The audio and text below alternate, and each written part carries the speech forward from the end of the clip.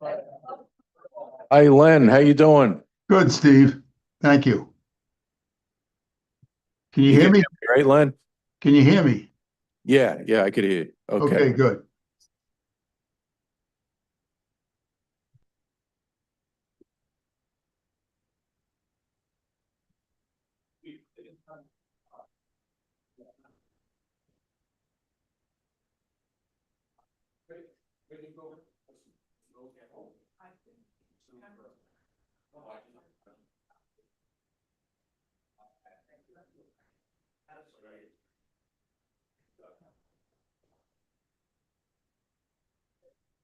Good morning, everybody. It's 9 o'clock. Let's see. Ursula, could you lead us in the Pledge of Allegiance this morning? Yes, to the flag of the United States of States. America. Good. Republic stands one nation under God, indivisible, with liberty and justice for all. Thank you, Ursula. All right, item number one, roll call. Let's see. It looks like before we begin, Director Poland has requested to participate under the Brown Act Just Cause provisions. It's the first time for us, I believe. Director Poland, would you please state the basis of your request? Len, if you're speaking, you're muted. I'm leaving for the airport at 11 o'clock and it was deemed too much of a hassle to get to the board meeting and come back and then leave for the airport. So I requested this and Dave advised it would work. I'm looking in the rules for hassle. It's I'm not sure it's there, but it's a difficult problem to coordinate the logistics of getting to the airport. all right, Len. All right, great. I thought it. So let's see. So we need a motion to approve the request from the directors in a second. I'll move that. Okay, I'll second it. And I believe this is a roll call vote. Director Levine, Yes. Director Burns, Yes. Director Lewitt, President Kordesky. Yes. Motion passes 4-0. Fantastic. All right, moving on. And you can hear, obviously. Yes, I can. Okay, very well. All right, moving on. Item number 2, approval of the agenda. Dave, are there any changes to the agenda? Just one minor change on the order of the agenda. We'd like to ask that item 5A for the Aqua Foundation update be moved to follow the legislative and regulatory update. So 5A would then follow 5C. Okay.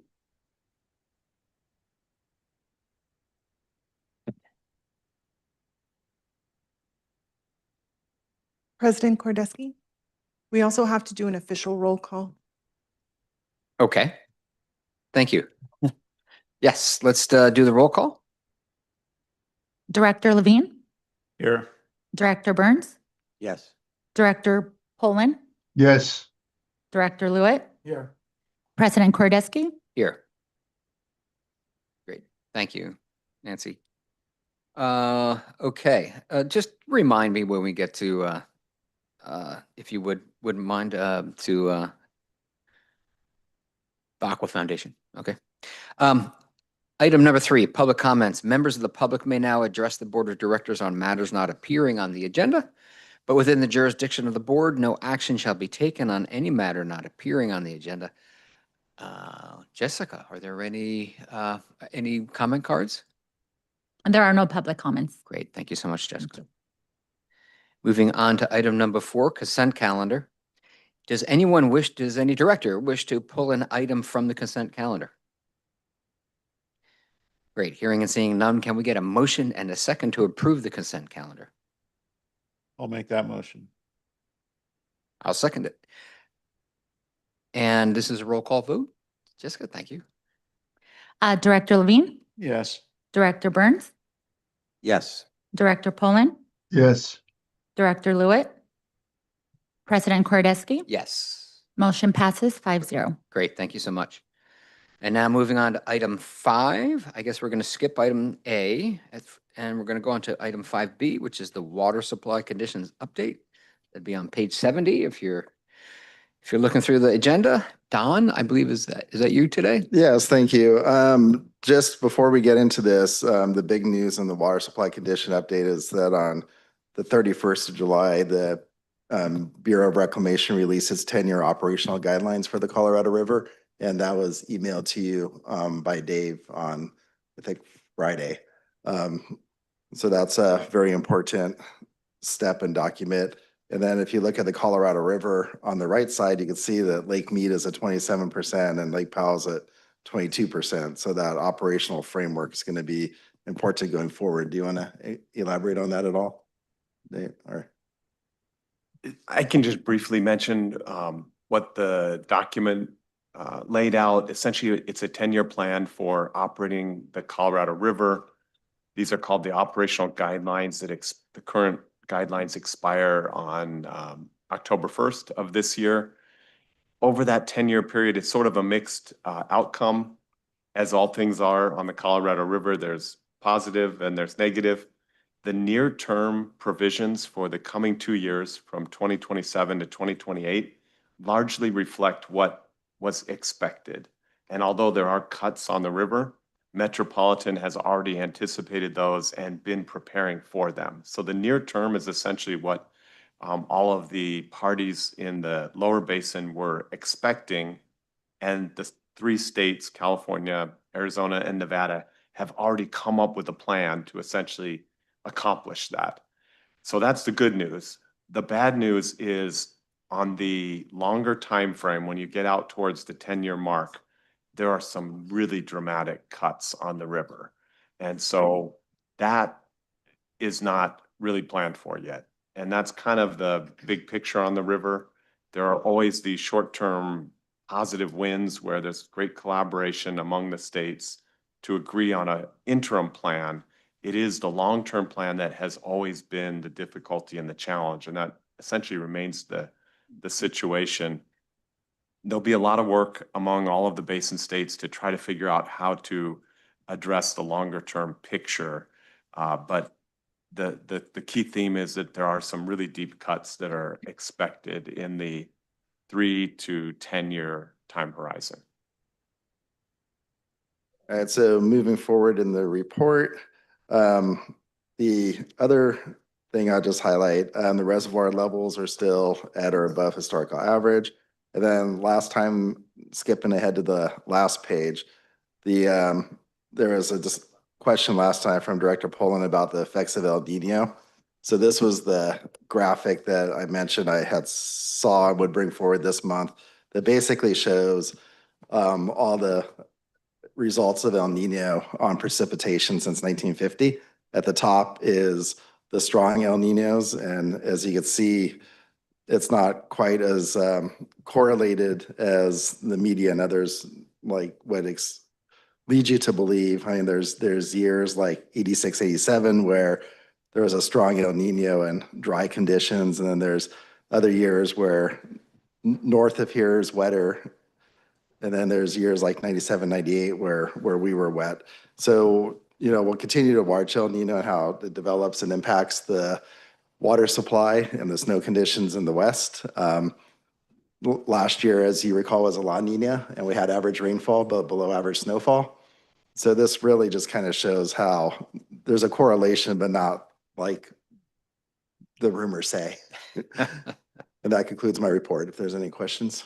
Yeah, actually, and I also noted that of these 30 years that were El Nino winters, 17 of them had, high precipitation and 13 had low precipitation. So it was sort of like it's hardly even correlative to more rain. Yeah. Yeah, I thought this graphic did a really good job showing that easily. Yeah. I see Director Poland has his hand up. Oh, nice. Len, you have a question? Yes, but actually on the current reservoir conditions, it has in red notes, the data is from, let's say, San Luis. I can read these data from June 24th. Most of the data is from June 24th, and yet this is a report on July 26th. So they haven't updated it? The red notes.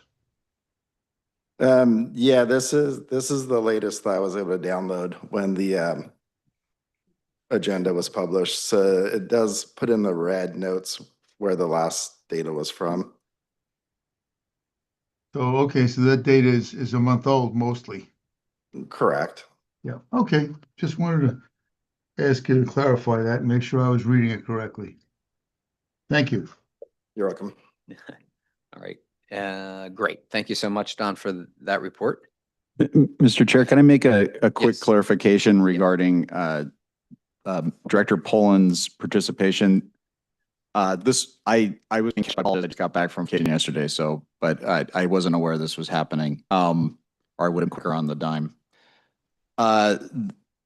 Just for clarity, the travel exception applies. It is appropriate for you guys to have made that determination, but there's a finding that was not made that I think for purposes of the record should be set on the record. And that is that Director Poland is currently going to CASA and therefore he's traveling while on district business. And that is a basis to excuse his attendance in person. Just for, it doesn't apply to travel generally, for example, if he was on vacation. So with that clarification, I think you guys took the appropriate action. I just want it reflected in the minutes when we, okay, thanks guys. Thanks, Keith. All right. And Don, so any other questions or comments for Don? Hearing and seeing none. Let's see. I believe at this point, we're going to go to treasurer report. Legislative. I have two different calendars here. I guess I'm not going to get any help from that side. Okay. Let's go to legislative. Perfect. Good morning, Board President and Board of Directors. As just discussed, I'm going to start on the federal level, starting with the Colorado River, because some figures come out since the last time I presented to this board. And the general manager and assistant general manager eloquently described what's going on, but I want to give a few figures. And under the anticipated agreement, California would reduce the Colorado River water by approximately 12%, while Arizona and Nevada would take larger reductions of approximately 31 and 28% respectively. This agreement is considered favorable for California compared to earlier federal proposals that had much larger cuts. As discussed, the 10-year federal framework preserves the Bureau of Reclamation's authority to implement significantly larger reductions, up to 40% in the future. But for the next 2 years, however, we're minor cuts. And here's some funding on how the voluntary conservation efforts are being funded. There's $450 million in the Inflation Reduction Act funding, including $350 million for the lower basin states and $100 million for the upper basin. The funding will compensate urban water agencies for conserving water in Lake Mead and agricultural water users who voluntarily reduce irrigation.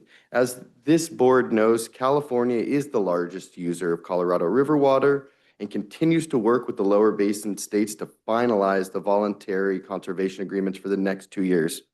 While this provides near-term certainty, negotiations on the long-term post-2028 guidelines remained unresolved and significant discussions still need to happen. So I just want to highlight what a precarious place we are in, and we have a 2-year roadmap, and after that, it's going to be a really interesting battle. And I think Metropolitans negotiate Bill Heidenkamp will be giving will be really important in that. So look forward to hearing from Metropolitan. Hazenkamp. Hazenkamp, thank you, Hazenkamp. Moving to California, and before I do, I want to give a quick political update that happened this weekend. It was a big weekend for our Senator Ben Allen. He received the endorsement of the San Francisco Chronicle, and that's a big deal because his opponent is from San Francisco. She was a San Francisco supervisor. So he got that endorsement on Friday. Then on Saturday was the California Democratic Party Executive Board met to vote on propositions and on this race, because this is the only state race where there's 2 Democrats running. Every other of the 8 state governor, lieutenant governor, treasurer, controller, those are all Democrat, Republican, but the insurance commissioner is Dem on Dem. And Ben Allen, by 2 votes, secured the Democratic Party endorsement, which is going to be really big for him going forward.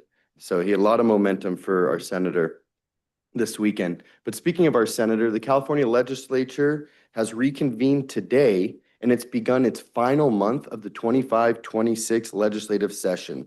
Upon returning, legislative activity will accelerate as committees in both houses work to advance priority legislation before the quick approaching end of session deadlines. So here are some of the deadlines, and then we're going to be following this closely, but this is the very busy time in Sacramento.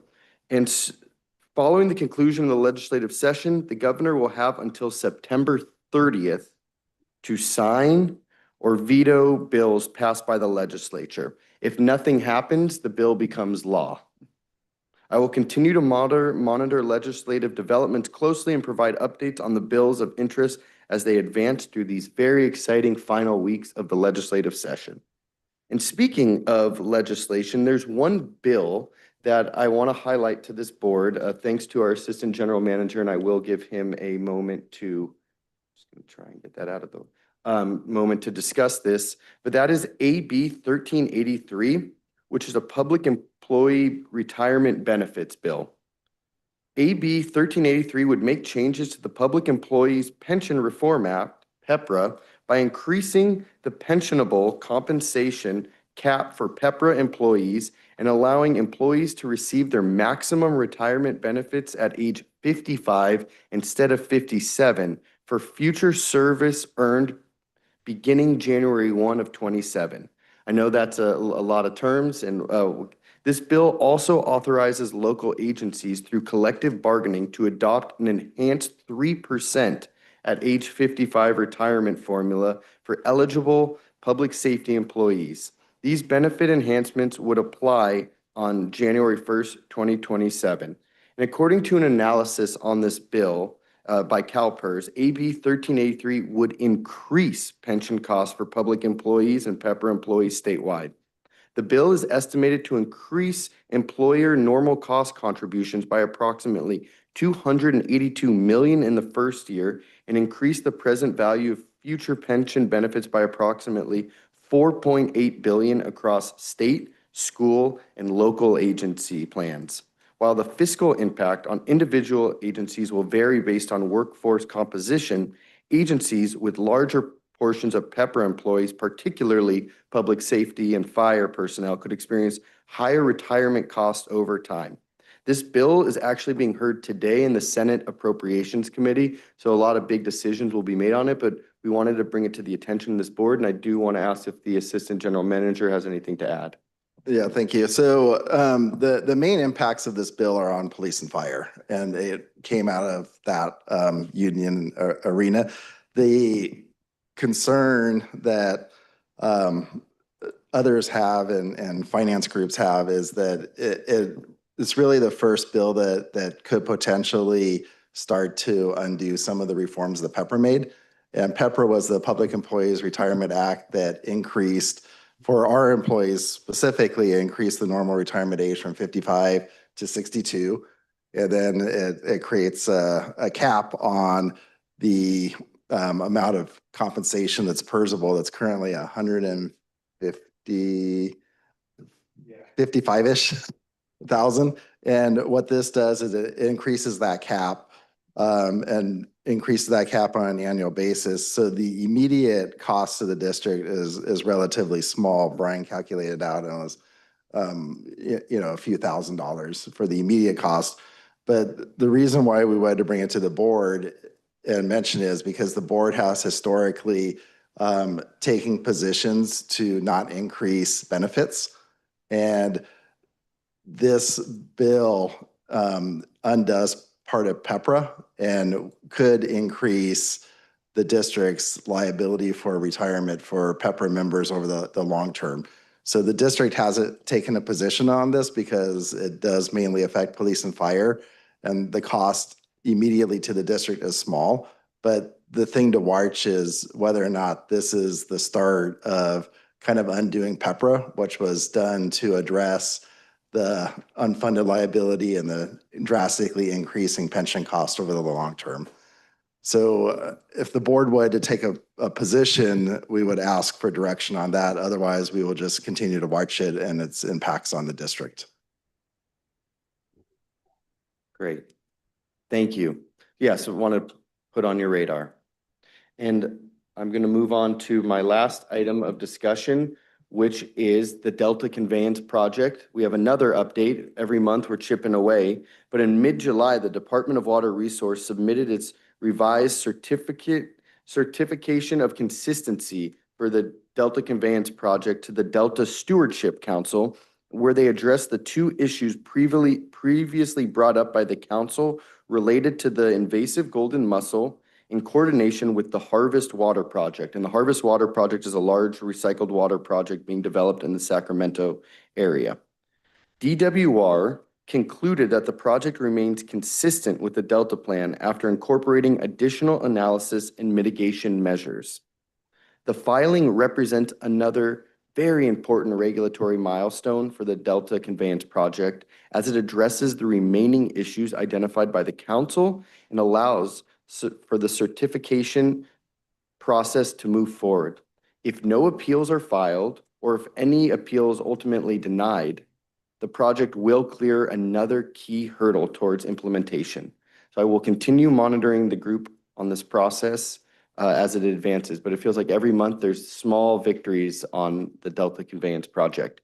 I mentioned where we are in the legislative process. My next board meeting, I'll have a lot more information on where the bills landed for the two-year session. I'm going to give an update on the state for some of our local and state races. Right now, we're in a time where we have until August 5th for the local city council members to file paperwork to run.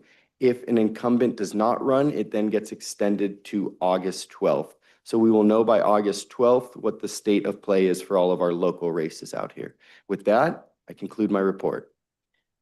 Thank you, Jeremy. Are there any comments or questions for Jeremy? I have a question for Don, actually.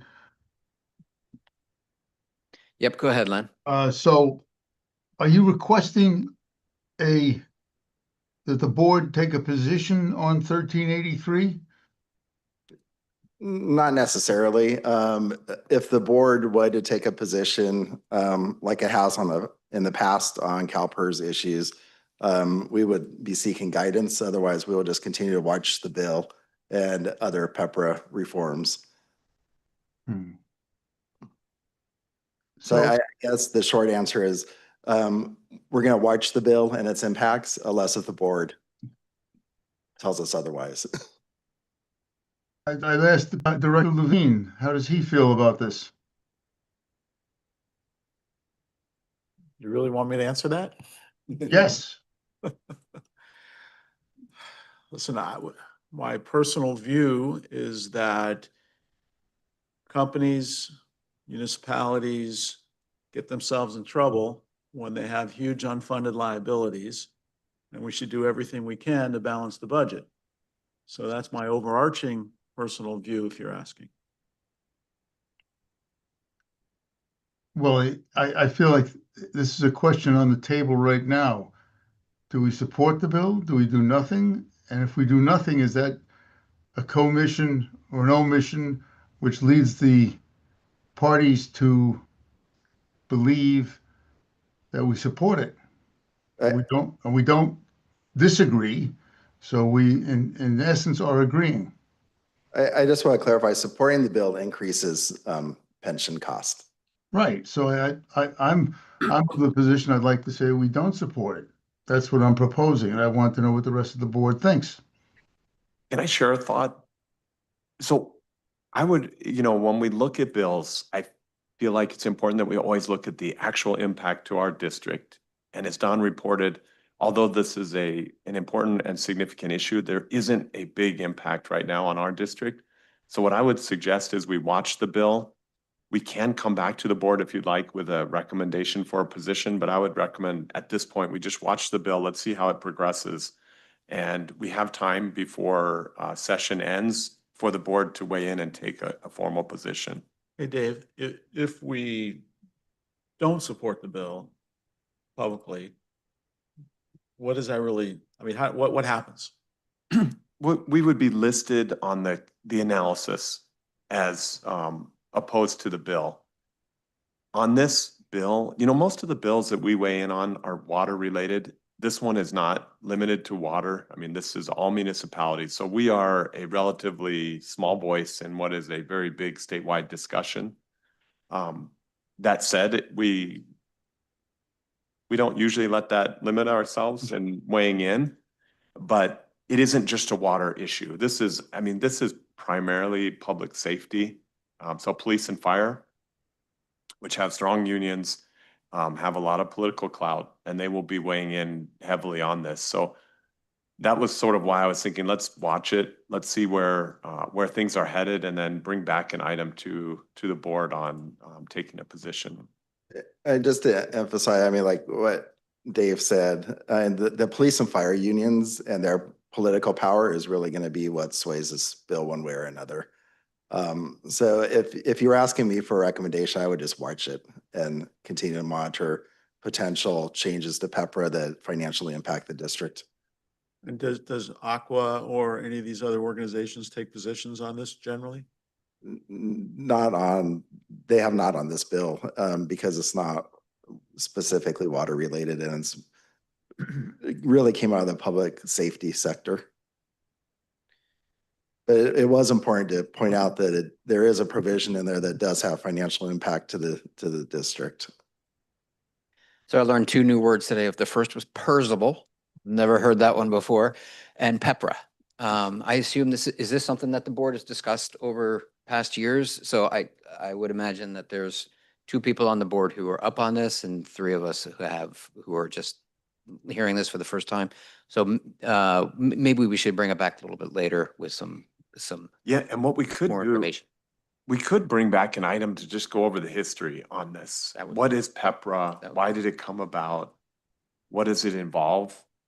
And what policies did the district here implement over, this was about 10 years ago, implement in response to PEPRA? And that way you can sort of gauge what we've done to date and how this fits or doesn't fit in your mind.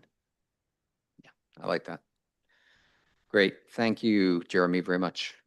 All right, moving on. And now, I believe, is the treasurer's report. Now is 5A. Was the Aqua report. And 5A is the Aqua Foundation update. And we have Lisa Malloy, who is online, and also Jennifer Jacobus, who is in the room. So I think Lisa will kick us off, and we have the Aqua Foundation logo up. Lisa, are you there?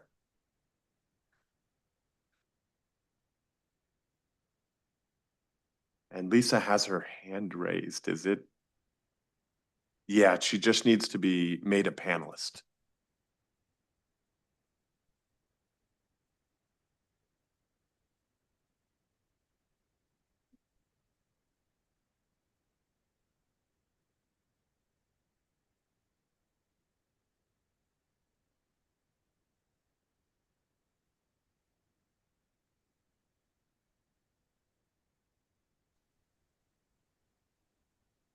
Good morning. Am I good now? Yes, we can hear you. Hi, Lisa. Hi. I love it when technology works on Monday. So thank you. Good morning. My name is Lisa Malloy, and I'm the Executive Director of the Aqua Foundation. It's a privilege to speak to you this morning. The foundation was established by Aqua a few years ago to help address the industry's most significant long-term challenges, specifically looking at the California water and the difficulties that California water agencies are having on achieving the workforce that they need for the future. So the foundation does that through research, education, and workforce development. We identify challenges and test innovative solutions and create practical resources that can help benefit agencies all throughout the state. I'd also like to take a moment to thank Las Virgenes for your support of the foundation's work. Your investment is already helping to produce results. As a quick update of a few things that we've been working on, one of the foundation's most significant projects this year has been our research with Ventura College students. The purpose of that study was really straightforward, and it was to better understand how students view their careers in the water industry and what might help to motivate them to consider this path. And I'll tell you that the findings were both encouraging, revealing, and a little bit concerning. We've learned that despite efforts over the past years, students still know very, very little about the water utility industry. Most couldn't describe what careers in water actually involve, and those who had any understanding assumed that the field was limited to treatment plants, wastewater pipelines, skilled trades, and construction style work. At the same time, once they learned about the wide variety of careers available and the opportunity to make significant impacts in their communities, their interest increased significantly. And perhaps one of the most important takeaways was that we really do need to reach students earlier in their educational journey. We found that by the time many students arrive at community college, they've already begun narrowing their career choices. And if we want water to be one of those choices, we really do need to engage with them before these decisions are made. So that research led directly to the Foundation's next initiative, which is a Water Careers Pathway pilot that is going to be started in the Central Valley this September.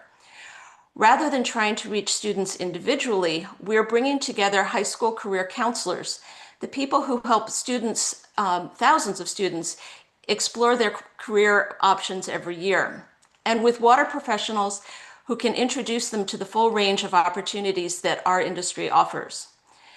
Now, we chose the Central Valley because the workforce needs are significant, but also because it provides an excellent environment to test this approach. But this specific event itself isn't the goal. The goal is to create a model that can be replicated throughout the state of California. And while we evaluate the pilot and we identify what works, we're going to refine the program and develop practical resources that agencies across the state can use. And that means that the lessons learned in the Central Valley can benefit agencies like Las Virgenes without each agency having to build your own program from the ground up. We're also in the process of building a high school internship toolkit that will be a comprehensive package of materials, legal templates, curriculum, marketing materials, handbook, to enable most agencies to be able to bring high school students on site by lifting most of the burden off of agency staffs. And that is scheduled for completion this fall. And finally, one thing that just hit our radar last week, and it's a broader development that the Foundation is engaged in, but you should be aware of. The California Department of Education is revising their career technical education framework, and one of the proposed changes moves water from the traditional agricultural natural resources pathway into a new energy, water, and resource management category. And while that sounds like just kind of a technical revision, it's actually pretty important because it recognizes water not just as a natural resource, but as a utility and a critical infrastructure industry. So this highlights careers in operations, engineering, maintenance, technology, and many of the professions that keep California's water systems running every day. But it's not buried under a category that doesn't really fit with the work that's being done. So I want to thank you for your partnership on everything that we've been doing. It's been really a tremendous last year and a half that I've been with the Foundation. But now, even more excitingly, I'd like to hand things off to Jennifer Jacobus, who is the Vice Chair of the Foundation, because she has a special announcement. Thank you, Lisa. Pleasure to be here today. Thank you for having me. One of the Aqua Foundation's leadership initiatives is the Betty Boatman Emerging Leader Award, which was created in honor of Betty Boatman, whose decades of service helped shape California's water industry. The award recognizes emerging leaders who demonstrate initiative, a commitment to professional growth, and the potential to help build a water industry that reflects the diverse talents and perspectives of our California communities. Recipients receive support to participate in leadership development and educational opportunities that will help prepare them for future leadership roles. This year, the Foundation received nominations for individuals who are already making a difference within their organizations while actively preparing themselves for the next stage of leadership. One of these individuals is someone here at Las Virgenes, Shane Johnson. Over the course of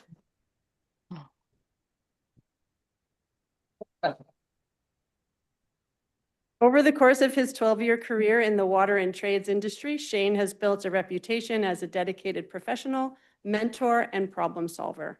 His colleagues describe him as someone who consistently helps others grow. He shares his technical expertise with newer employees, encourages coworkers to pursue certifications and professional development opportunities, and serves as an example of how continuous learning can create new opportunities throughout a career. One aspect of Shane's nomination that particularly stood out was his commitment to creating an inclusive and supportive workplace culture. Shane serves as an important bridge between field operations, staff, and district leadership, helping ensure that frontline perspectives are heard and respected. He actively welcomes and supports new team members and encourages all employees to pursue opportunities for advancement, helping create an environment where everyone has the opportunity to succeed. Shane has also demonstrated leadership through initiative and innovation. He's helping lead efforts to implement an automated chemical dosing program for remote tank sites, a project designed to improve both safety and operational efficiency. His willingness to identify improvements, take ownership of solutions, and deliver results reflects the type of leadership the Betty Boatman Award seeks to recognize. And just as importantly, Shane continues to invest in his own professional growth. So as part of the nomination, he is pursuing further education through the Degree in Leadership Studies program at Cal Poly Humboldt, demonstrating his commitment to expanding his leadership skills and preparing for greater responsibility within the water industry. So Shane, on behalf of the Aqua Foundation Board of Trustees, it's my pleasure to announce you've been selected as a recipient of the 2026 Betty Boatman Emerging Leader Award, which is a $2,500 award in support of your leadership and academic development through the Leadership Studies program at Cal Poly. Thank you.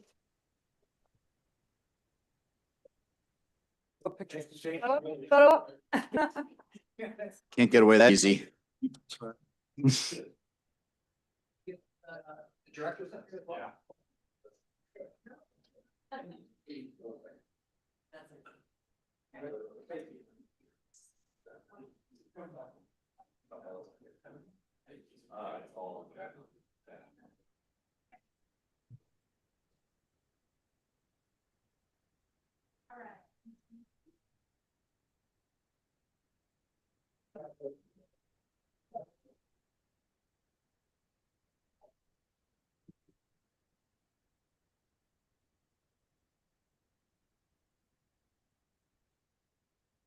That's great. Congratulations, Shane. That's very excited for that. All right, now moving on.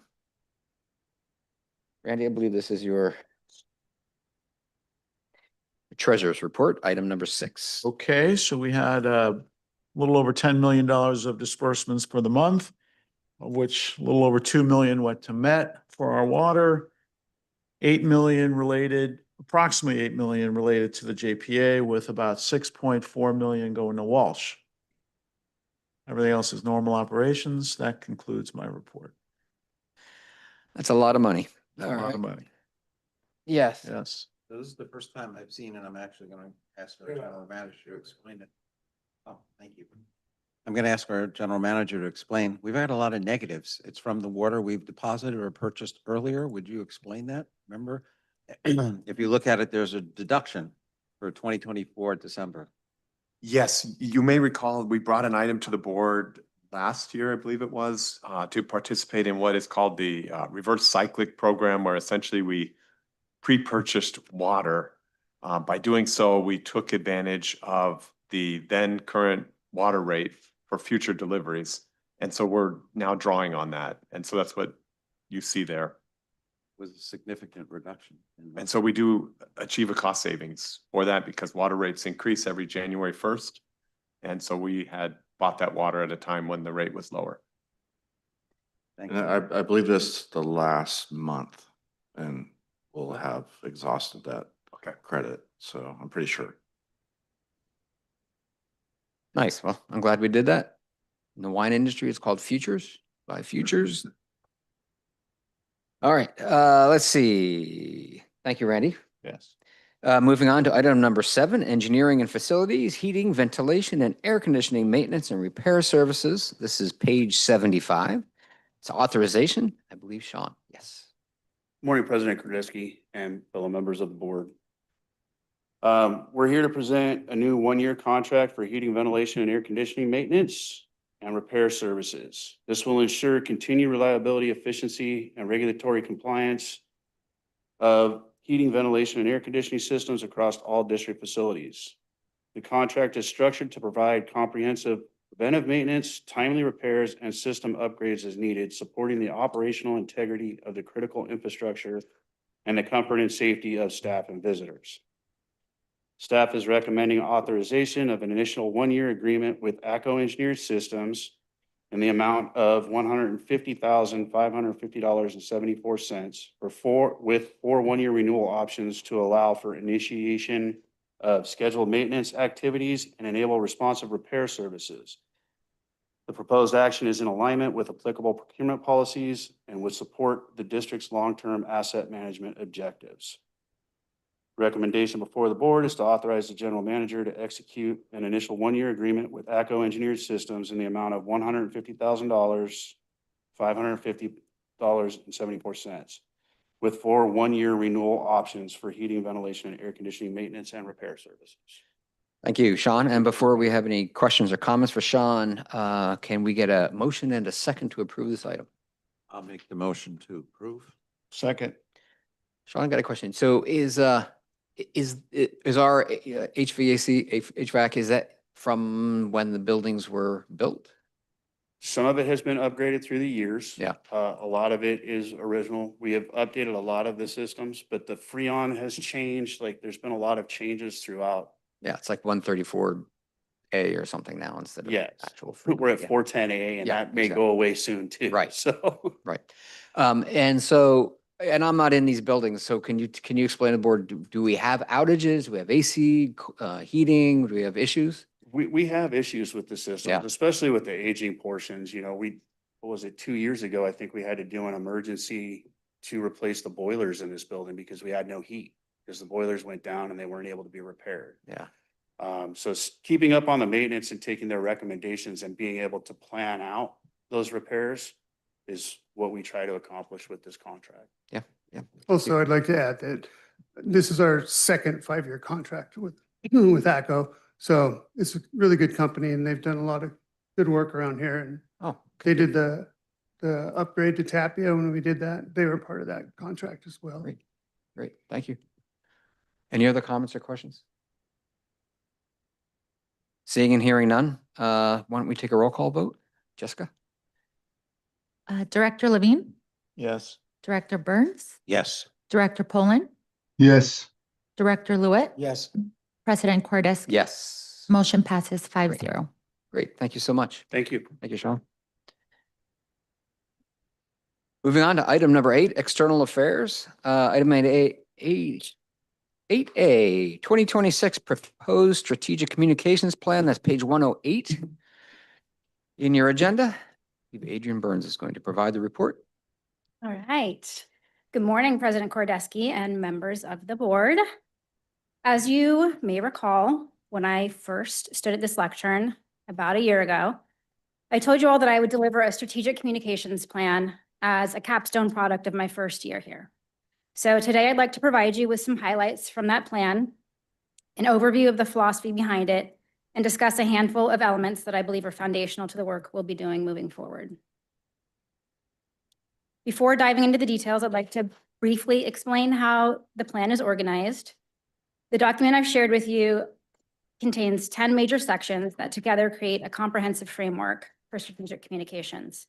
They range from audience analysis and messaging to leadership, decision-making, content governance, and the future of communications. Now, as a baseline, a traditional strategic communications plan is defined here on the slide for you in the way that it's used most broadly. It is a comprehensive framework that aligns communication activities with an organization's mission and strategic objectives. And that definition is a valuable starting point for a strategic communications plan, and in some cases is all that's wanted or needed. However, as I began developing this plan, it became clear that while a traditional strategic communications plan provides an excellent foundation, our organization would benefit from a broader framework, one that not only guides communication activities, but also establishes a consistent approach to communication. So what I've put together is not a communications manual or a collection of outreach tactics. It's an establishment of the philosophy, governance framework, and strategic direction for why we communicate and how we communicate in ways that build public trust, strengthen community relationships, and advance our mission. It aligns leadership, staff, and communications professionals around a common set of principles that can guide messaging, engagement, and decision-making across the organization. So rather than walking through all elements of the strategic communications plan today, I'd like to focus on 4 key elements that establish the foundation for the plan. And I will dive into each of these items separately, but briefly, they are our communications North Star. It's one sentence, but it's kind of also everything. Successful communication requires first identifying a clear destination before deciding on how to get there. And our communication North Star provides that destination and that path, and it's what every communications effort is measured against. Next is our messaging framework. So once we know where we're going, we need a consistent voice that ensures every communication reflects the same values and priorities. Our messaging framework is nested under our North Star, and it provides the building blocks for our comms efforts. Our decision-making principles come next because communication professionals make hundreds of decisions every week, both large and small. This framework ensures those decisions are made consistently rather than reactively. And finally, we'll look at search engine optimization, generative engine optimization, and AI visibility as a whole. The communications landscape itself has changed, and this plan recognizes that our audience now includes both people and artificial intelligence. So let me begin with what I believe is the most important element of this plan, our North Star. Every organization has a mission, many have vision statements, but the organizations that communicate most effectively also have a North Star, a simple idea that guides every decision they make. For comms, ours is this: we are trusted leaders and innovators, advancing a sustainable water future through community partnership, environmental stewardship, and responsible public service. Our North Star isn't a slogan, it's a decision-making tool. It helps us determine which stories deserve attention, what opportunities align with our mission, and how we respond during difficult situations. When communications become fast-moving, as they always do during an emergency, crisis, or controversial issue, the North Star keeps us pointed in a steady direction. Then, once we know where we're headed, the next question becomes, what do we consistently want people to remember about us? These 5 core messages answer that question and support the North Star to create our messaging framework. Again, they aren't campaign slogans and they aren't talking points for a single project. They define our brand and they reflect the nearly 70 years of work and engagement this district has provided to the community. They're intended to endure regardless of who stands at this lectern, sits in this room, serves at the top of the organization, or what project we're discussing. Whether we're talking about conservation, pure water, operations, or legislation, these messaging themes remain constant. And they help ensure the district speaks with one voice while still allowing for flexibility and specificity for individual projects and audiences. When we make decisions about what comms campaigns to build, which outreach events to sponsor, or where to expend our resources, we can ask ourselves whether or how those efforts support our core messages. Now, of course, communication isn't limited to the public affairs office. And one of the ideas I feel most strongly about is that communication is a team effort, and our successes on that front belong to everyone. External affairs develop strategy, messaging, and tools, but leadership and staff also help to bring those communications to life. Directors, like you all, build critical relationships within the community, and staff members share expertise that demonstrates the incredible work happening across the district every day. The district has built its strong reputation on exactly this method, and we intend to continue that legacy and build on it. Because when everyone understands the story we're trying to tell and participates in communicating it, our engagements become more authentic. And that's because they reflect the organization as a whole and its people, not just the communications department. Now, up to this point, we've talked about philosophy, what guides our communication. Next, I'd like to shift to how we actually make communications decisions. Every communication requires multiple decisions. Which audience are we trying to reach? Which platform should we use? How transparent should we be? What's the right tone? And rather than relying solely on instinct or simply doing things the way we've always done them, this plan establishes 4 guiding principles, pillar ideas that ask us to answer core questions that help guide our decisions. They help ensure every communication supports our reputation and long-term goals. The first principle asks the most important question of all: who are we? Before asking what we should say, we first establish an alignment to the kind of organization we already are. Every communication should reflect our mission, our values, and our commitment to public service. This principle keeps us from chasing trends or reacting outside of our brand identity. It reminds us that every communication is either reinforcing or weakening the reputation we've spent decades building. Once we've grounded ourselves in our values, we move to our most valuable asset: trust. As I noted earlier, the district has spent decades earning public trust, so it's vital that we understand how every communication either adds to our public trust account or withdraws from it. That's why this principle asks, how do we protect our reputation? We have an established reputation centered on serving the public, and we've created it by earning their trust. So if a communication doesn't strengthen trust or it risks undermining it, we need to take a step back and rethink our approach. Which brings me to the next element of our decision-making pillars: people. As the next pillar of our decision-making process shows, we need to determine who we're trying to reach. Who is the specific audience we're tailoring our communication for? Because communications only succeed if they resonate with the people we're trying to reach. We begin with the people in our audience, not our organization. That means understanding what our audience cares about, how they consume information, and what questions they're asking. The best communication isn't simply accurate, it's meaningful. And we determine what's meaningful by looking at the evidence available. That is where data comes in. One of the things we know for certain is that public trust is strengthened when communications are supported by clear facts. Our customers and stakeholders expect information that's accurate, timely, and transparent. So when we analyze, incorporate data into the process, we rely on our internal partners here on the executive team in engineering, operations, and finance, as well as industry benchmarks, platform analysis, and measurable outcomes to build our communications campaigns. One of the distinct shifts you may have noticed in our approach to communications in this plan is that it leans more heavily on storytelling, because information sharing alone doesn't create connection and it doesn't drive impact or engagement. But data and storytelling aren't mutually exclusive. In fact, the opposite is true. Data doesn't replace our storytelling, and storytelling doesn't exclude data. They strengthen one another. And the incorporation of strong data is what grounds our communication decisions and our products in reality. Speaking of reality, the last topic I'd like to highlight recognizes that the communications landscape itself has fundamentally changed.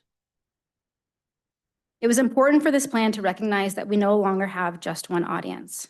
These days, our communications need to speak to both our human audience and the AI models that are increasingly operating as a one-stop shop for our human audience.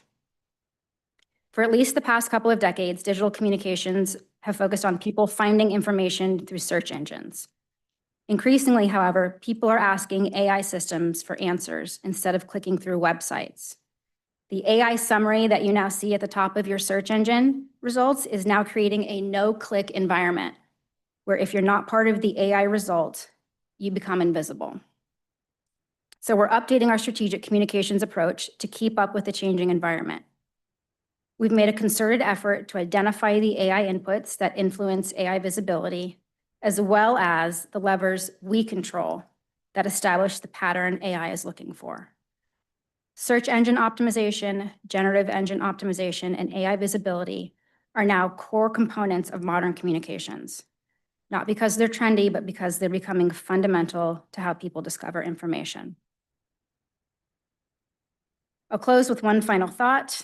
Communications products come and go, social media platforms change, technology changes, AI will also continue changing, but reputation endures. And the purpose of this strategic communications plan is to ensure that regardless of how the communications field evolves, the district will continue telling a consistent story. Ultimately, this plan is not intended to change who we are. It's intended to help us communicate who we've always been, more intentionally, more consistently, and in ways that meet the expectations of today's communities. Thank you, and that concludes my report. Thank you, Adrian. Let's see. So this is not so much a vote as much as just feedback on the Yeah. plan. So Gary, do you have a? Yeah, I've been reading recently about AI optimization, Mhm. that websites are no longer being really looked at. The AI is providing the data. So if, I know people probably go to our website very specifically, but if they're asking about us, what do we intend to do to, and I'm assuming GEO or generative engine optimization is that new term?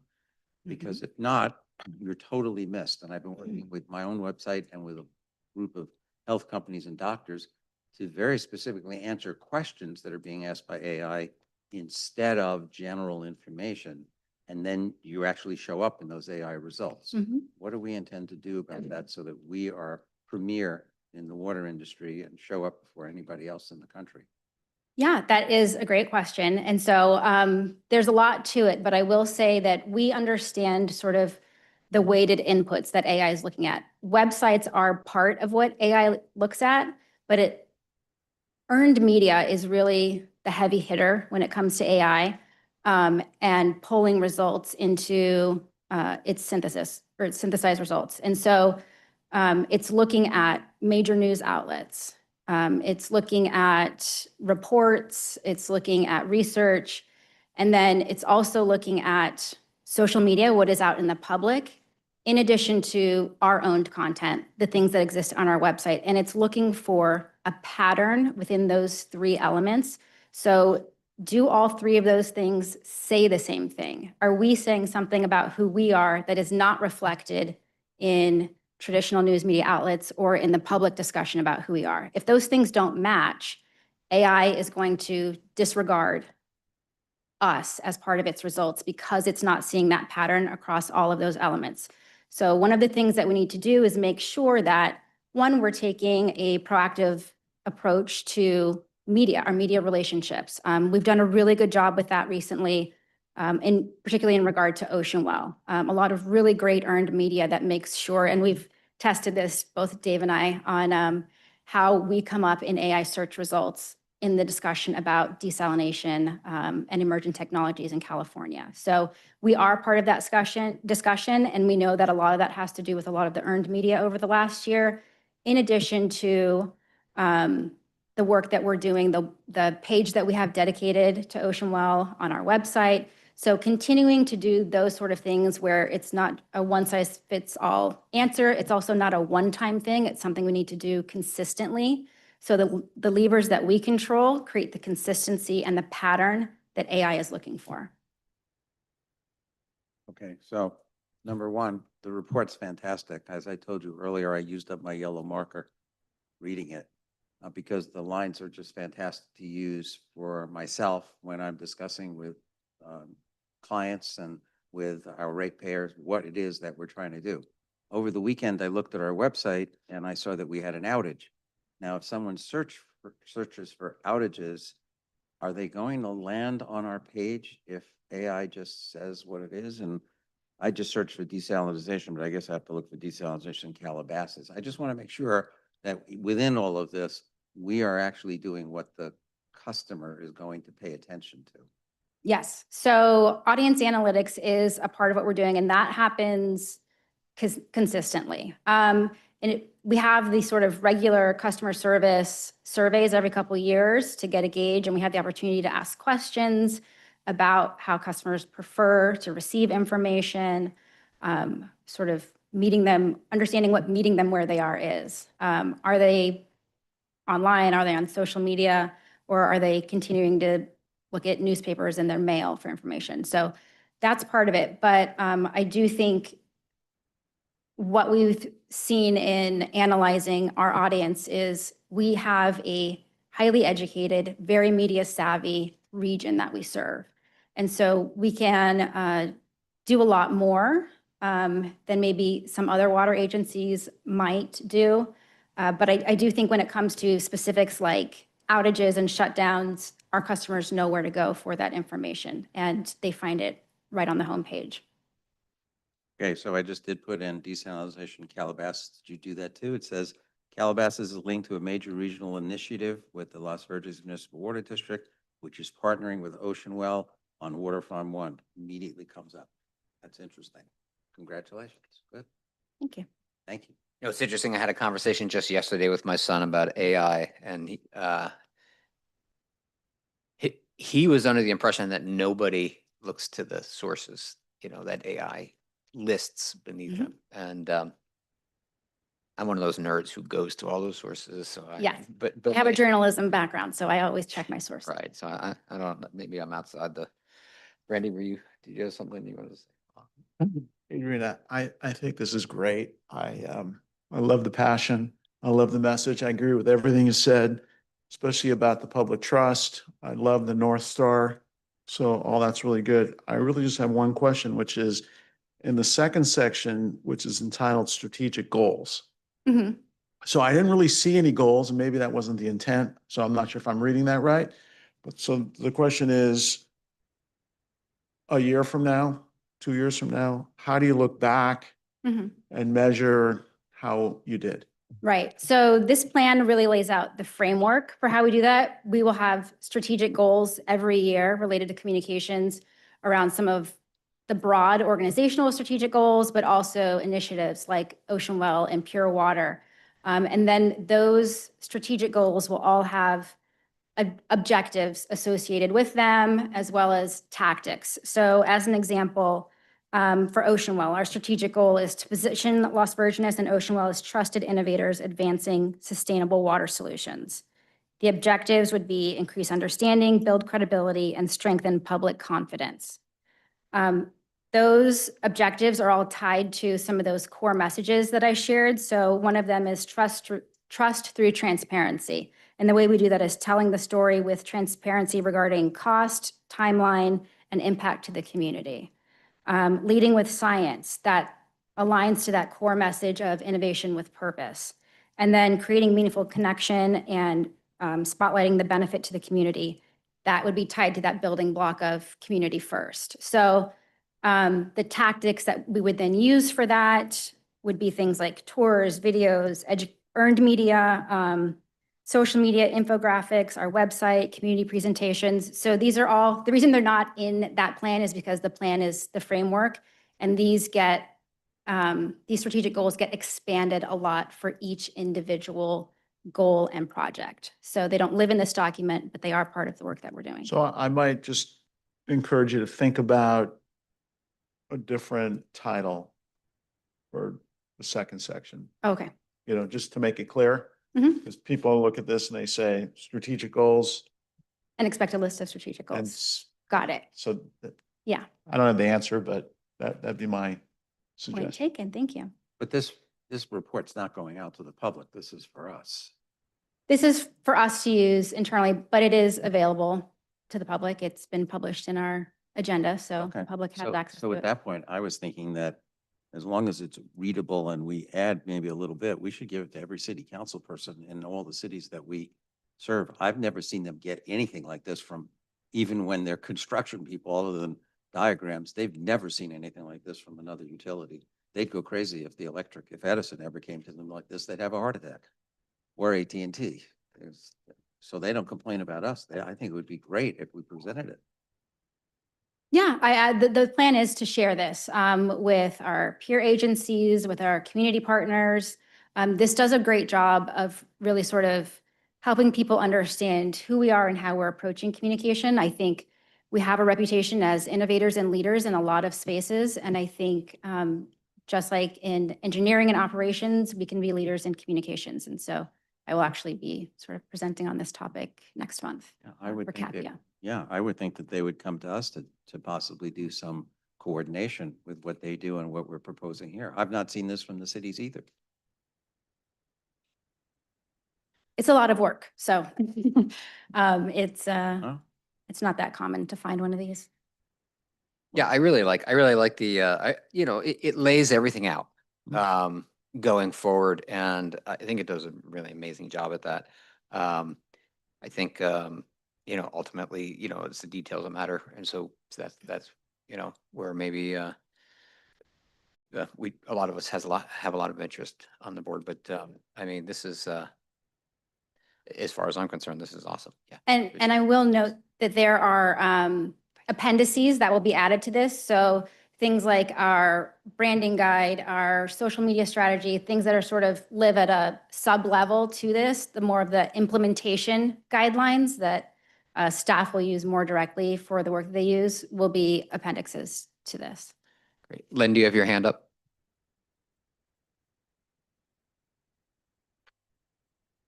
Len. Len, you're muted. Yeah, you're muted, Lon. A quick comment further to this report. In this past week's Acorn was a great letter by Carl Jarecki in the newspaper about the pure water plant project. And I thought, I read the newspaper. I'm old school. I love it.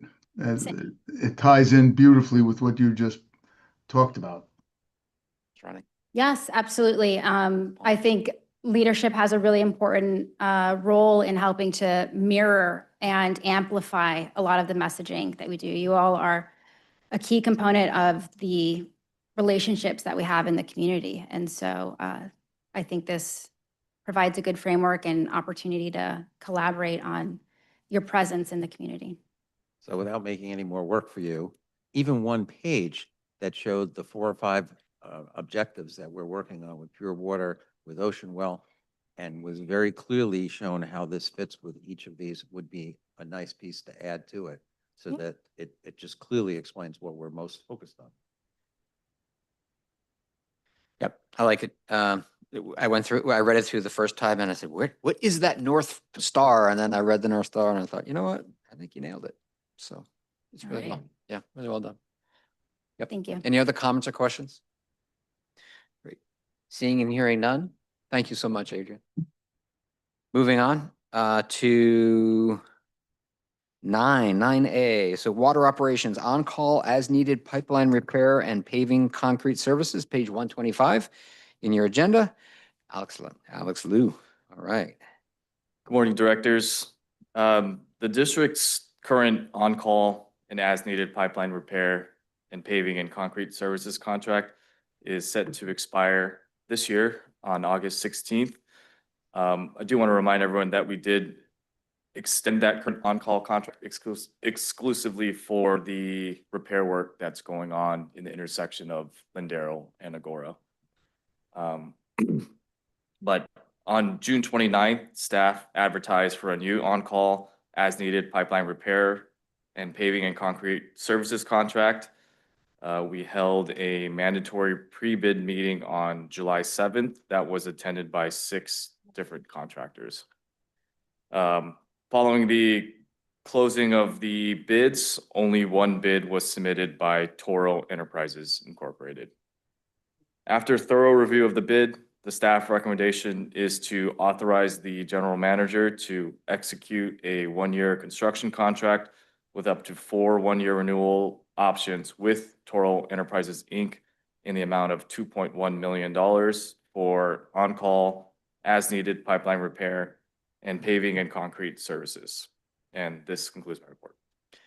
Thank you, Alex. And before we have any comments or questions for Alex, can we get a motion and a second to approve this item?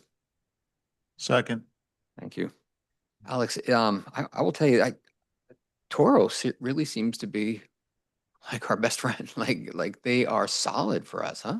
Yeah, absolutely. I mean, they help us out during emergencies. If you remember the Calamigos break, and then the most recent break on Lindero and Agora, they are the current holders of our on-call contract, and they've been really beneficial in partnering with the district. Yeah. Yeah. I always, back in the day, I worked for the water district in my hometown in New Jersey, and they did everything in-house, and you know, nothing happened till the morning when people came to work. So Tora's amazing. Yeah, go ahead, Jim. What do you think the reason is that that no one else wants to bid on this stuff? So we set some guidelines in the bid, one of them being a 1-hour response time that needed to be met in case of emergencies. And the other stipulation in the bid was that we required the on-call contractor to provide all the services with a kind of one-stop shop. So Toro is able to provide the pipeline repair. They have traffic control engineers in their staff, so they can do traffic control plans quickly. and they have a paving and concrete crew to redo the paving after the break has been repaired. So Director Lewitt, if you think back to the intersection of Agora and Lindero, Toro was able to respond with their traffic engineers and coordinate with the City of Westlake Village traffic engineers. That's an important piece to allow the work to move quickly, which they did. In addition to that, they brought in their own paving crews. So it was a seamless repair. And that is what that is what sets them apart from the other bidders. I'm just wondering if the other vendors, if we, let's say we put 2 or 3 hour response, and then we started negotiating with them and said, you know, Toro's giving us 1 year, but, and 1 hour, but if you were to, you know, do the 1 hour, then, or if, I assume that the other firms outsource these issues, these paving and other traffic control issues? Correct. They'll Maybe outsource it. outsourcing could be better than someone that's in-house potentially? Again, if you go back to the intersection with as much damage that occurred in that intersection, the response time was pivotal to making sure that we got that intersection secured and traffic routed. If you recall, there was a lot of complaints in the beginning about the traffic backing up on the southbound 101 side of the freeway. We resolved that quickly with the traffic control engineer and their lighting engineer for the stoplights. So it is very important for us for those type of breaks. And I can go on with multiple ones. For example, Calamigos, they have immediate access to trench shoring. That hole was around 24 feet. So having that available and speeds up that repair. So yeah, it is important to have the timeline in there. One of the things that, oh, I'm sorry. Go ahead. I was just gonna add, one of the things that we look for when we only get one bid like this is whether or not we're getting gouged, and not getting a fair price. So in looking at it, they've only increased their pricing by 2.5% compared to what we've been paying. So which is even less than inflation. And so that's always the case whenever we get just one bid. We do want to make sure that it's competitive and fair. Yeah, because if I'm Toro and I have all these services in-house and I have no competition, it doesn't, you know, it seems like they can charge whatever they want. And I know you said they didn't rate, maybe the first time it was really high and they just raised it 2% now. I don't know. I'm just thinking out loud. Is there a way to try to get more competition? And now I guess it's a 5-year plan though. So the Toro, with Toro for the next 5 years. I'll also add that Optional. Alex took our valve on-call contract, I believe it was 6 months ago, to the board. That was competitively bid. Yeah. And they were the lowest bidder on that. I believe there was 5 on that. And the rate that they're charging us for the on-call valve contract is the same rate as this contract. So that was competitively bid as well. We have a pretty good handle on what unit pricing is in the industry too. And so we do look at that as well, just to make sure it's competitive. I wonder if it's also a function of us being out here on the kind of the edge of the civilization. So maybe there's less companies that want to come out here and. That does play a factor as well. Which is actually a great point. Are there other Toro-ish companies that could have bid but did not? Yeah, so some of the analytics that we had on our bidding platform, OpenGov, and I have them written here, is over 600 individuals actually viewed the post and 28 firms or contracting firms downloaded the bid information. So there are other companies out there, but like we talked about, Toro has that one-stop shop capability. And I will say on OpenGov, the bids are submitted and then opened at the same time. So Toro technically doesn't know if there are going to be other competitors bidding. So they are competitive with their pricing when they submit their bid. Just last question. How many companies do you think are like Toro that are all that have all the services they don't outsource and they could do it 1 hour call? Is there a lot? And There are are quite a local. few. Huh? Yeah, there is quite a few, but I agree with President Kordeski that a lot of it has to do with the response time and the location to where we are. I'll just add one more.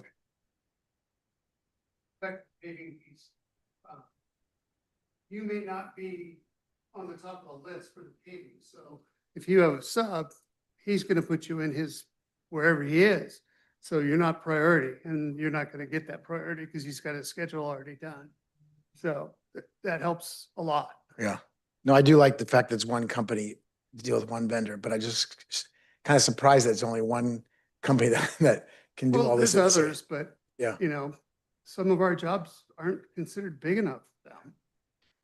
And I'll add, Toro's really, I feel like, established themselves as a leader in this area. And, as contractors, they all pick sort of a lane of what types of jobs they pursue.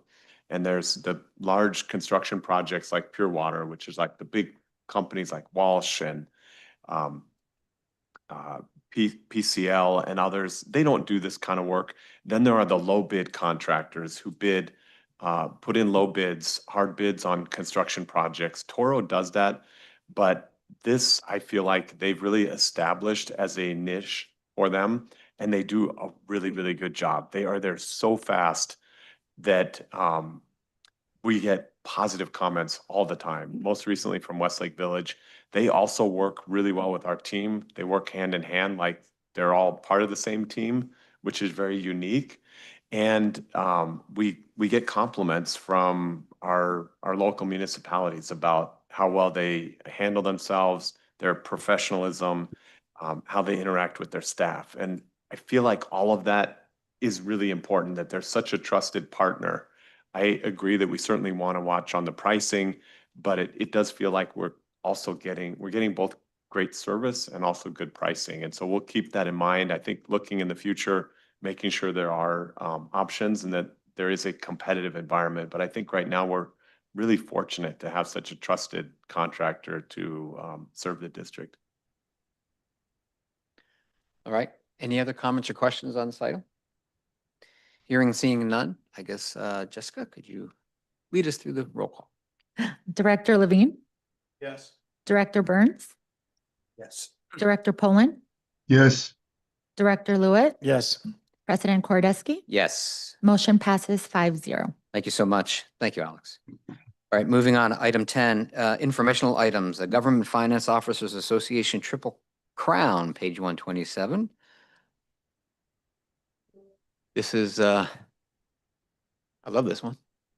Sure. So this is just an information item and back on the topics that Adrian raised of the district being a leader in various industries. The district is one of only just over 400 agencies nationwide that receives the Triple Crown. So the Triple Crown is recognition for the popular annual financial report, the annual audit, and the budget. And it reflects our dedication to transparency and upholding the best practices in government finance. So congratulations to Brian and Debbie and all of their staff.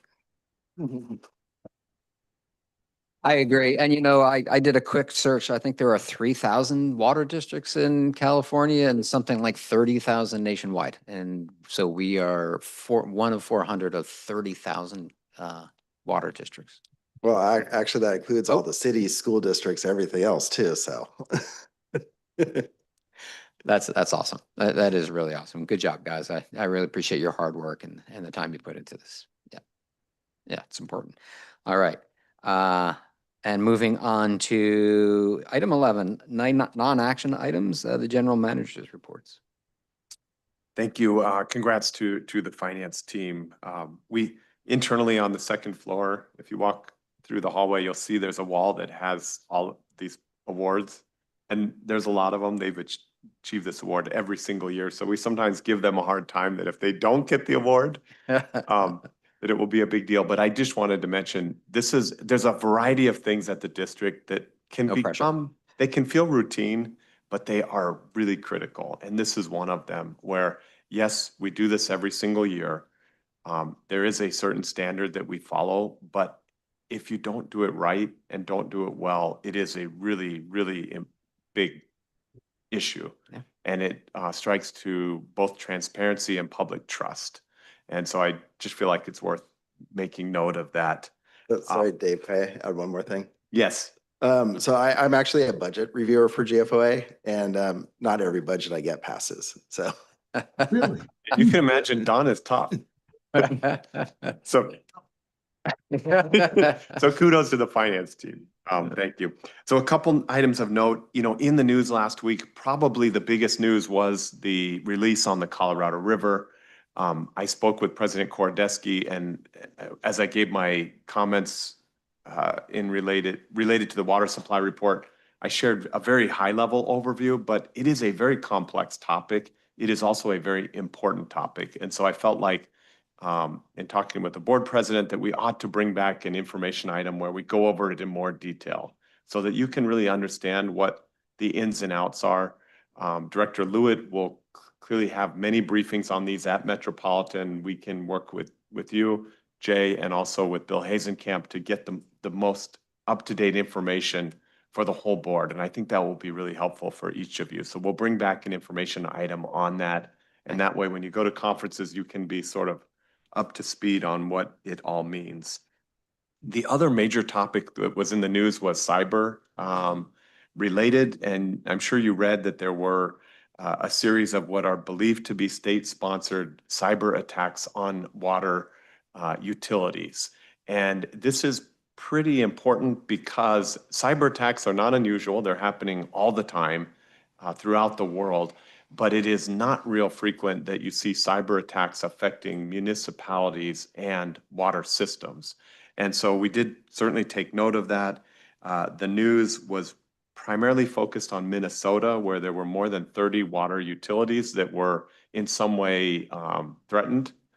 And it was not isolated to Minnesota. There were other areas of the country that were affected. So I just wanted to share with you that we are watching this very carefully. Ivo and his team are plugged into more than 5 different partner agencies that are both state and federal that are analyzing the situation and giving daily reports on the situation, the threats, and the nature of the threats. And so Ivo and his team are looking at this. And although Ivo assures me that, and you, that our systems are well protected, they continue to make proactive adjustments as we learn about these attacks and the nature of them. And so we are keeping up with that. We are always looking at what are the vulnerabilities that are being exploited? Are we subject to those vulnerabilities? And if we are, what can we do to tighten up our cybersecurity? So just wanted to share that. And I see Jim has a comment to add. I just wanted to clarify some of the things in the articles that the type of PLC that were targeted. We don't use those type of PLCs. They're kind of the lower end catch-all PLC. We use the Control Logics, which has an abundance of protections already built into it. So the micro 1100 and 1400s, we don't use them. They're just not anything we need. So that's where the focus was on the attacks, was on those smaller PLCs that were outward facing, which is another weird thing. So Jim, can I ask what a PLC is? programmable logic control. Thank you. Yeah, we have a acronym jar over here. Yeah, we might have to introduce you to the acronym, Sean. That was-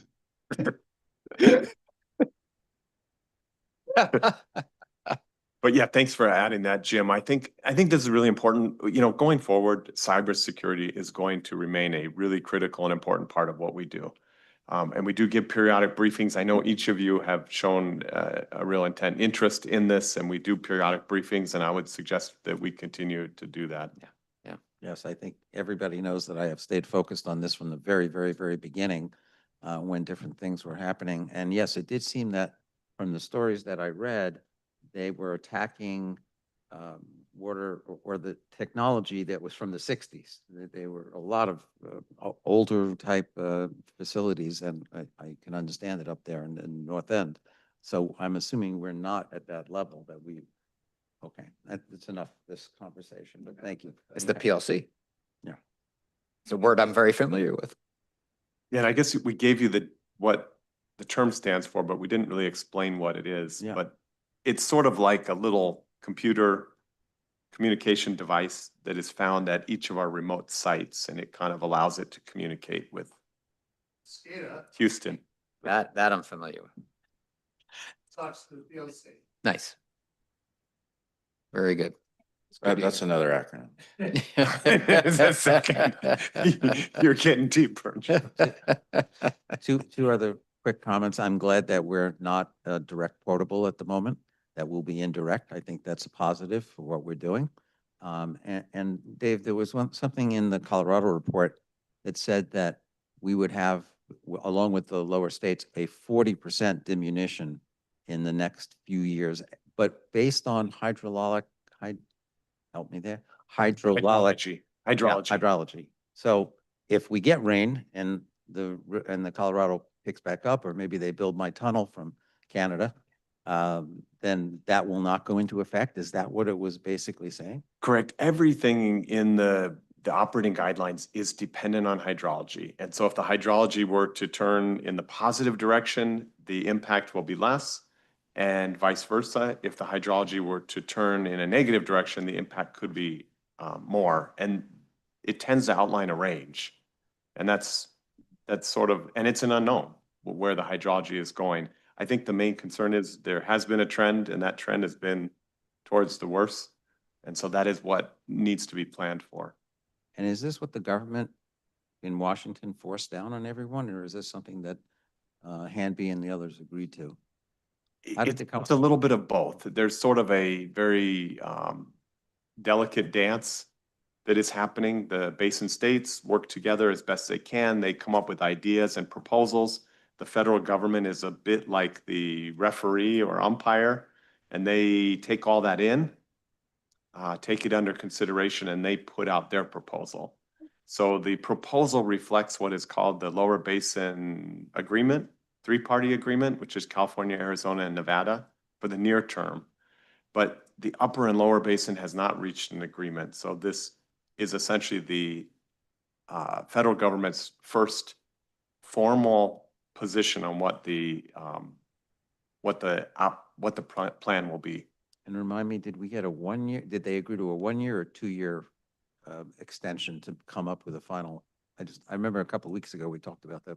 The short term is 2 years, 2 years. 27 and 28, and then the full term of the guidelines is 10 years.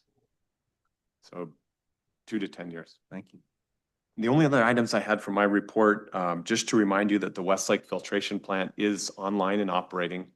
And as you know, that plant runs seasonally. And so we're in that time of year where it's running and we're supplying water from Westlake.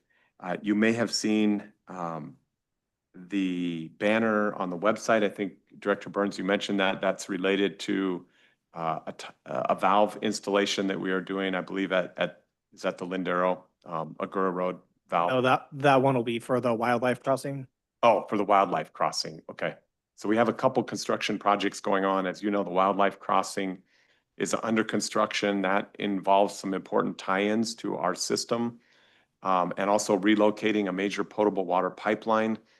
We are installing valves to essentially protect that segment of pipe if we do have a problem on it, that we can isolate it without affecting a large number of customers. And so that tie-in is happening. And there's a short shutdown. Looking to the calendar, we have our JPA board meeting next Monday, which is August 10th.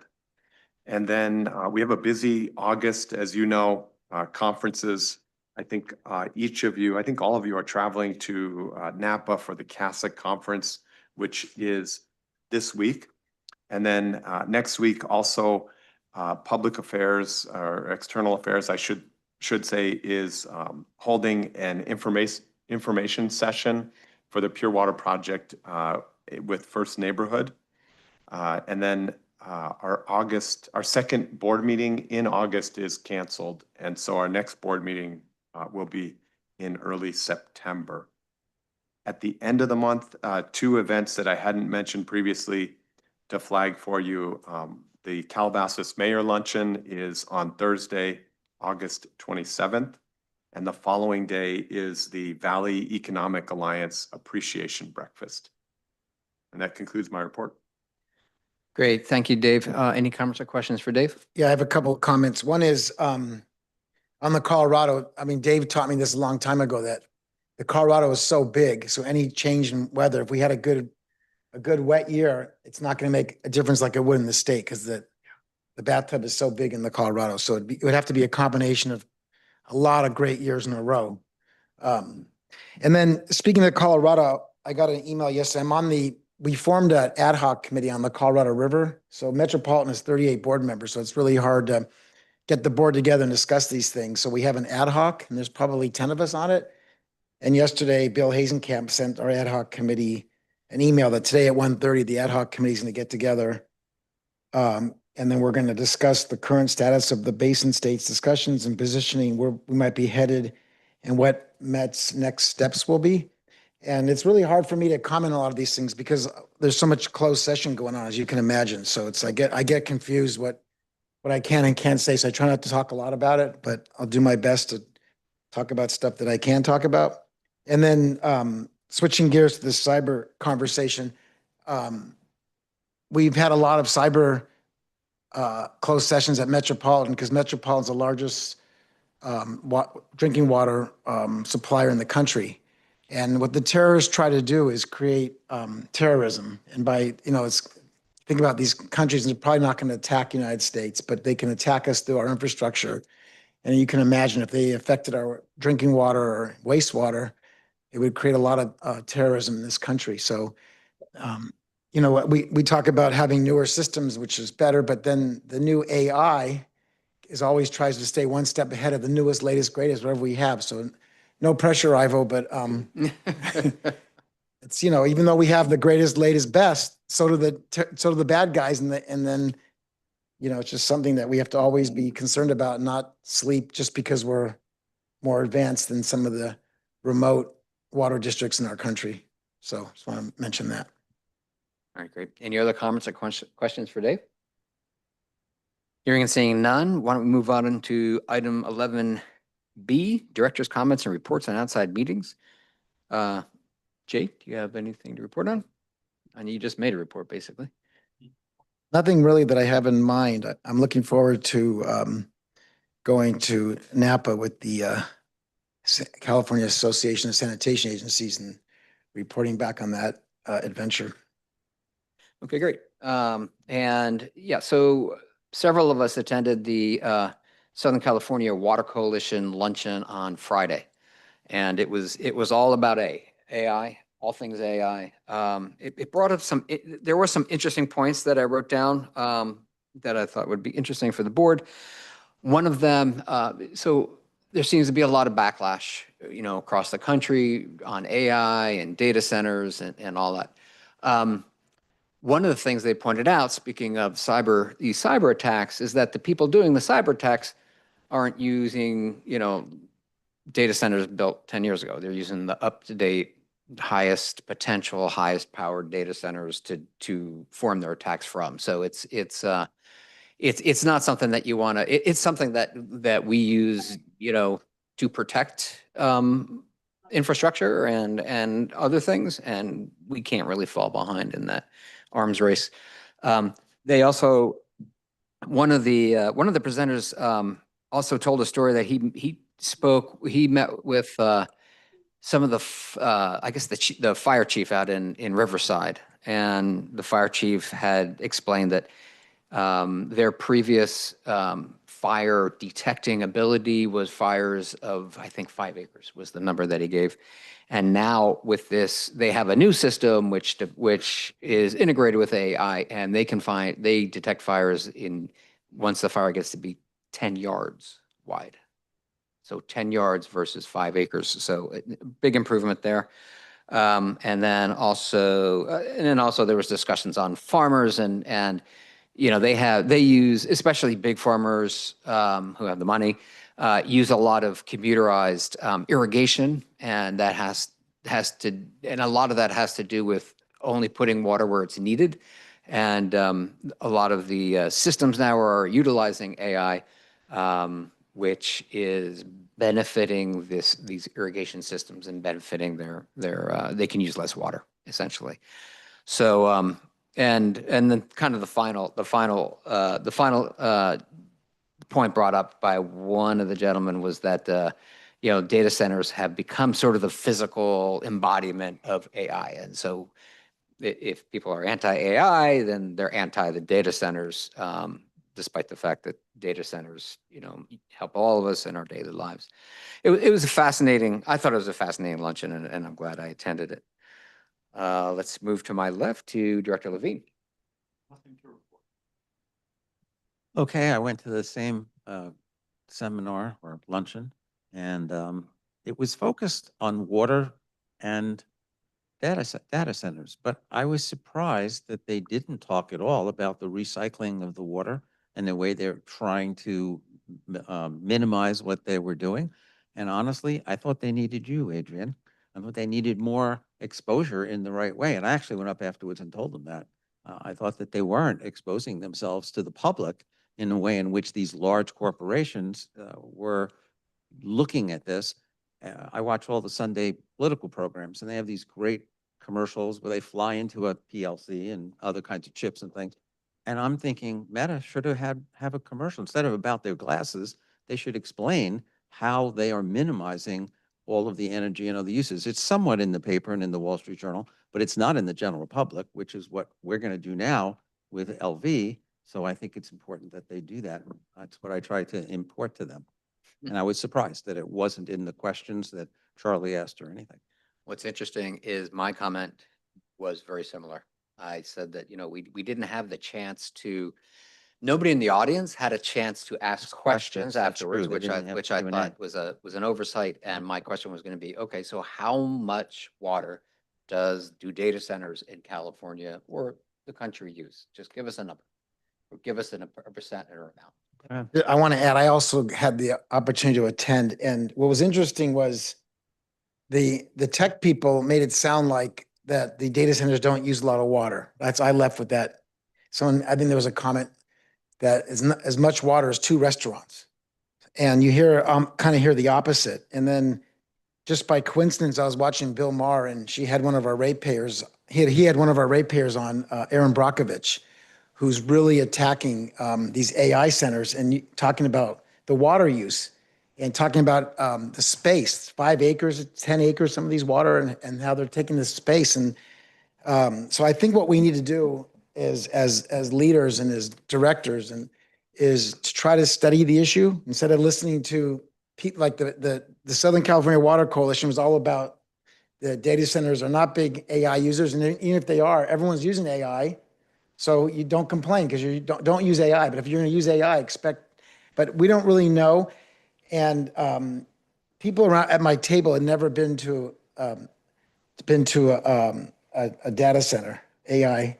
So I just found out the terminal annex next to Metropolitan, I guess that was the original post office in Los Angeles. And by the way, just as an aside, when you're traveling along the highways and it says Los Angeles, 62 miles, it goes to the post office, the terminal annex. Any city goes to the main post office when you look at the miles on the road. But I'm trying to arrange a tour at the terminal annex. And if I can invite you guys, or maybe we can go on, if there's another one near here, we can go visit. Because I think we owe it to our ratepayers to try to know the truth instead of everyone, it's not like an automatic response. Data center, a lot of water. But let's go find out. And what is a lot of water? Is it more than a restaurant? Is it more than a hotel? I don't know. It may be. But let's first try to figure it out before we say it all. And then also I thought of another thing at the luncheon, that the tech people, we're always looking for stakeholders to go to Sacramento and Washington, D.C. as our partners. We go with the unions, we go with the building trades. I think the tech people could be partners with us in going to talk to our electeds in Sacramento and Washington, D.C. So trying to work on, talking to Glenn Farrell about trying to get them in our lobbying group, because I think they probably have some sway, or hopefully they should have some sway in Sacramento. So before they leave our state to go other places. Thanks. All right. Any other comments? I'm just going to ask our esteemed general manager what he knows about how much water and recycling is being done. Because I've read it in the news, but what's your take on it? I think it varies a lot, and it's an emerging area for data centers. I know there was brief mention of it I was there, and there was brief mention of what's called immersive cooling, where they actually put the chips in the cooling liquid. But I think let's bring back some information about this and do a little research. But my guess is if you look across the country, there's a wide spectrum in adoption of new technology related to cooling. And you see that broadly in the industrial sector, right? All of major manufacturing has cooling towers. And those cooling towers, used to be, very little of that water was recycled. Now it's sort of becoming industry practice to recycle all what they call the blow down water on the cooling towers. So this is going to be a changing environment. And the question is, how quickly is it going to change? And I think part of that is going to be public perception and public demand for that, right? And the economics as well. And I think you just reminded me that they talked about the new chips. They talked about that the new chips don't need to be cooled nearly as much, and that they're now coming out with new chips every 6 months because of that pressure to have chips that can work at warmer temperatures and not be cooled as much. And some of what I read is even, and the news was, which is why I suggested they need good PR. Even in those cooling towers, there's a certain amount of evaporation. And the article said, and that water is never recovered.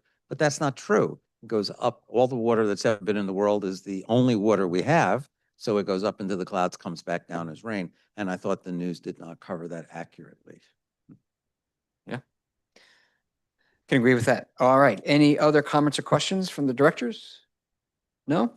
Number 12, would anybody like to bring any future agenda items forward? Hearing and seeing none. We are now going to go into closed session. 5 minutes. All right, we'll be back in at 10:45, please. Len, I sent you a link for closed session if you want to log out of this meeting and go into that one. I don't think I'll be able to attend them, but press for Okay, time no now. problem. Thank you. No problem. All right, bye. Bye-bye.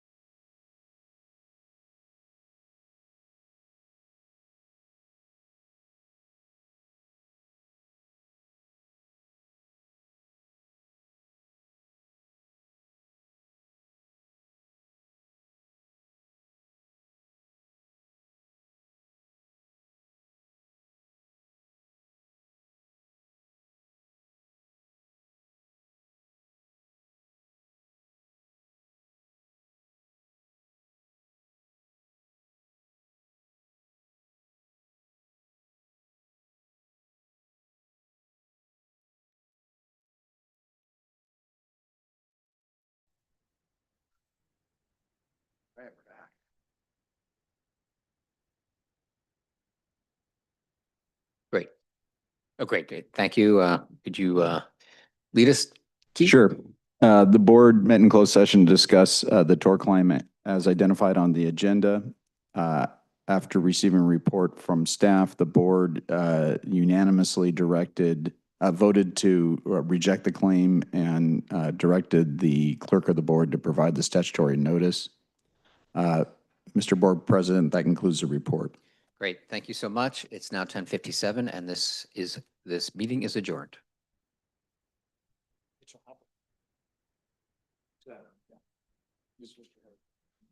Oh,